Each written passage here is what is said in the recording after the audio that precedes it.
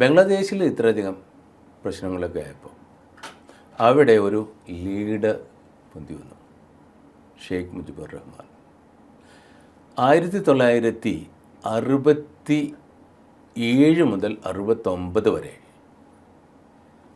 ബംഗ്ലാദേശിലെ ആൾക്കാർക്ക്, അതായത് നമ്മളിപ്പോൾ ബംഗ്ലാദേശ് എന്ന് പറയുന്ന അന്നത്തെ ഈസ്റ്റ് പാകിസ്ഥാനിലെ ആൾക്കാർക്ക് മനസ്സിലായി ഇത് സംഗതി വളരെ വഷളായിക്കൊണ്ടിരിക്കുകയാണ്, എന്തെങ്കിലും ചെയ്തേ പറ്റൂ.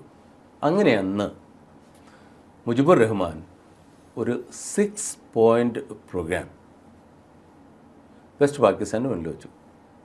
അപ്പോൾ ഞാൻ പറഞ്ഞല്ലോ, ഫീൽഡ് മാർഷൽ അയൂബ് ഖാനാണ് അന്നത്തെ അവിടുത്തെ പ്രസിഡൻറ്റ്. ഈ 6 പോയിൻ്റ് പ്രോഗ്രാം ഈസ്റ്റ് പാകിസ്ഥാനെ സംബന്ധിച്ചിടത്തോളം അവരുടെ നിലനിൽപ്പിന് ഏറ്റവും ആവശ്യമായിട്ടുള്ള കാര്യങ്ങളായിരുന്നു.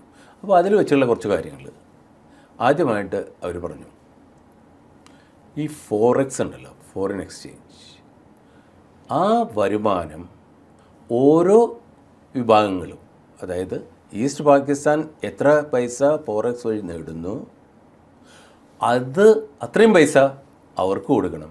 വെസ്റ്റ് പാകിസ്ഥാൻ എത്ര പൈസ ഉണ്ടാക്കുന്നു ആ പൈസ അവർക്ക് കൊടുക്കണം. അല്ലെങ്കിൽ അതിന് സ്ട്രിക്റ്റായിട്ടുള്ള ഒരു റേഷ്യോ അനുപാതം ഉണ്ടാകും.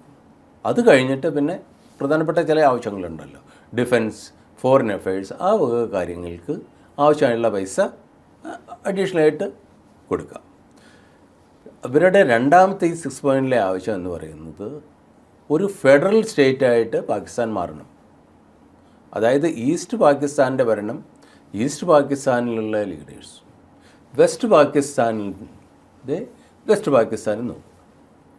മറ്റൊരാവശ്യം, നേവൽ ഹെഡ് ക്വാർട്ടേഴ്സ് അന്ന് കറാച്ചിയിലായിരുന്നു. ഈസ്റ്റ് പാകിസ്ഥാൻ പറഞ്ഞു, ഞങ്ങൾക്കാണ് കൂടുതൽ ത്രെറ്റ്, അത് കാരണം നേവൽ ഹെഡ് ക്വാർട്ടേഴ്സ് ചിറ്റഗോങ്ങിൽ കൊണ്ടുവരണം എന്ന് പറഞ്ഞു. അത് മറ്റൊരു ഇവരുടെ ആവശ്യമായിരുന്നു. പിന്നെ ഇവർ വെച്ച വേറെ ഒരു പ്രധാനപ്പെട്ട കാര്യം, ഈ 6 പോയിൻ്റ് പ്രോഗ്രാമിൽ മുജിബുർ റഹ്മാൻ മുന്നോട്ട് വെച്ച ഏറ്റവും പ്രധാനപ്പെട്ട പോയിൻ്റ്, എലക്ഷൻ നടക്കുമ്പോൾ പീപ്പിൾസ് റെപ്രസെൻറ്റേറ്റീവ്, അതായത് ജനപ്രതിനിധികളുടെ അനുപാതം ഓരോ ഭാഗത്തിലും ഉള്ള പോപ്പുലേഷൻ്റെ സ്ട്രിക്റ്റ് അനുപാതത്തിലായിരിക്കും.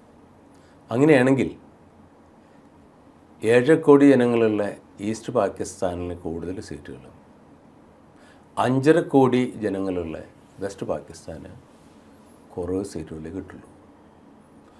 അത് വെസ്റ്റ് പാകിസ്ഥാന് ഒരു വിധത്തിലും സമ്മതിക്കാൻ പറ്റാവുന്ന ഒരു കാര്യമല്ല. അവരെങ്ങനെ സമ്മതിക്കും? കാരണം ഈസ്റ്റ് പാകിസ്ഥാനിൽ ഉള്ള ആൾക്കാർ മുഴുവനും ബംഗാളികളാണ്. അവർ തമ്മിൽ നല്ല ഒരു പരസ്പര ധാരണയുണ്ട്, വിശ്വാസമുണ്ട്. ഒരു ഇലക്ഷൻ നടന്നാൽ ഇവിടെ ഏത് പാർട്ടി മത്സരിച്ചാലും അന്ന് അവാമി ലീഗാണ് അവിടുത്തെ ഒരു പ്രൊമിനൻ്റ് പാർട്ടി. അവരുടെ കൂടുതൽ ആൾക്കാർ ജയിക്കുന്ന വെസ്റ്റ് പാകിസ്ഥാനിലുള്ള ലീഡേഴ്സിനറിയാം. സോ അത് അവർക്കൊട്ടും സമ്മതമായിരുന്നില്ല. ഇനി ഏറ്റവും ലാസ്റ്റിൽ ഇവർ പറഞ്ഞ് 2 റിസർവ് ബാങ്ക് വേണം, ഒന്ന് വെസ്റ്റ് പാകിസ്ഥാനിലും ഒന്ന് ഈസ്റ്റ് പാകിസ്ഥാനിലും. ഇതെല്ലാം കൂടെ കേട്ടപ്പോൾ അയൂബ് ഖാൻ ആകെ കൂടെ ഇളകി മറിഞ്ഞു. അയാൾക്ക് എന്താ ചെയ്യേണ്ടതെന്ന് യാതൊരു പിടികിട്ടില്ല. അങ്ങനെ മുജീബ് റഹ്മാനെ ആയിട്ട് ഡിസ്കഷന് വിളിച്ചു. മുജീബ് റഹ്മാൻ പറഞ്ഞു, നോ, ഞാനീ പറയുന്ന എല്ലാ കാര്യങ്ങളും നടക്കണം. അവസാനം ഇയാൾക്ക് മനസ്സിലായി ഇനി കണ്ടിന്യൂ ചെയ്യാൻ പറ്റില്ല. അങ്ങനെ ഇയാൾ എന്ത് ചെയ്തു? യാതൊരുവിധ കണ്ടീഷൻസും കൂടാതെ യാഹ്യ ഖാനെ 1969 ഭരണം ഏൽപ്പിക്കുകയാണ്. 1969 മുതൽ അവിടെ നിന്ന് അങ്ങോട്ട് 1971-72 വരെ പിന്നെ യാഹ്യ ഖാനാണ് ഉണ്ടായിരുന്നത്. ഇതിനിടയിൽ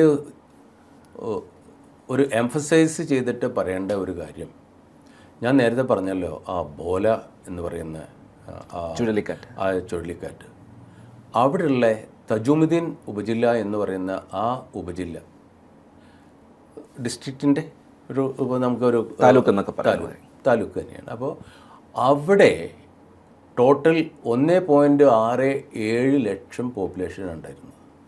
വാജിദ് അതിൻ്റെ 45% പീപ്പിൾ ഗോട്ട് കിൽഡ്.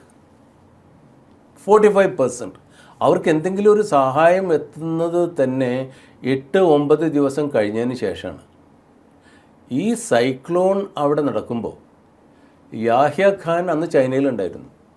അവിടുന്ന് ഒരു 4 ദിവസം 5 ദിവസം കഴിഞ്ഞതിന് ശേഷം ഇയാൾ ഇവിടെ വന്ന്, അതായത് ഈസ്റ്റ് പാകിസ്ഥാനിൽ വന്നിട്ട് ഒരു ടോക്കൺ പ്രസംഗമൊക്കെ നടത്തിയിട്ട് പറഞ്ഞു കുറച്ച് തെറ്റുകൾ വന്നു, കുറച്ച് കുറവുകൾ വന്നു, പക്ഷെ ഞങ്ങൾ ആത്മാർത്ഥമായിട്ട് ശ്രമിച്ചു.